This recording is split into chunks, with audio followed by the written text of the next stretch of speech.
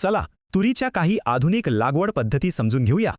एक गोष्ट लक्षात घ्या, तुरीचं जवळपास 50% उत्पादन लागवडीच्या पद्धतीवर अवलंबून असतं. सगळ्यात आधी फक्त तूर लावण्यासाठी 2 सुधारित पद्धती बघू. यातली सगळ्यात सोपी पद्धत आहे सरी पद्धत, म्हणजे सिंगल लाईन. यातलं अंतर जमिनीनुसार ठरतं. जमीन हलकी असेल तर 3 ते 4 फूट आणि भारी असेल तर 6 फूट अंतर ठेवायचं. यापेक्षाही एक चांगली पद्धत आहे जोड ओढ पद्धत. याने रोपांची संख्या आणि उत्पादन दोन्ही वाढतं. म्हणजे सरळ ओळींऐवजी 2 ओळी जवळजवळ लावायच्या आणि मग एक ओळ मोकळी सोडायची.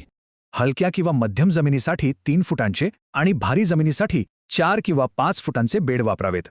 या मोकळ्या जागेमुळे ट्रॅक्टरला वाव मिळतो, म्हणजे कोळपणी आणि फवारणी एकदम सोपी होते. आता बघूया आंतरपीक पद्धत, म्हणजे तुरीसोबत सोयाबीनसारखं दुसरं पीक घेणं.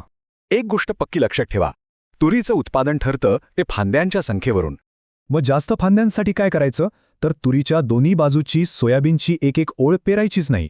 यामुळे सोयाबीनचं उत्पादन थोडं घटेल, पण तुरीचं उत्पादन थेट दुप्पट होऊ शकतं. म्हणजे फायदाच फायदा. हे करायला एकदम सोपं आहे.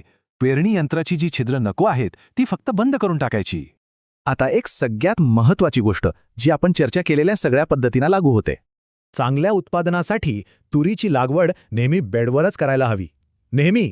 बेडवर लागवड केल्याने पाण्याचा निचरा चांगला होतो आणि मर रोगाचा धोका खूप कमी होतो. आणि हे बेड बनवणंही सोपं आहे. ज्या ओळी मोकळ्या सोडल्या तिथेच सरी पाडून बेड तयार होतात. पारंपरिक पद्धतीत दाटीमुळे झाडांची वाढच होत नाही, पण या नव्या पद्धतीमुळे प्रत्येक रोपाला पसरायला जागा मिळते. तर बेडवर आधुनिक लागवड पद्धत निवडणं हेच महत्त्वाचं आहे. मग शेतासाठी कोणती पद्धत योग्य ठरेल?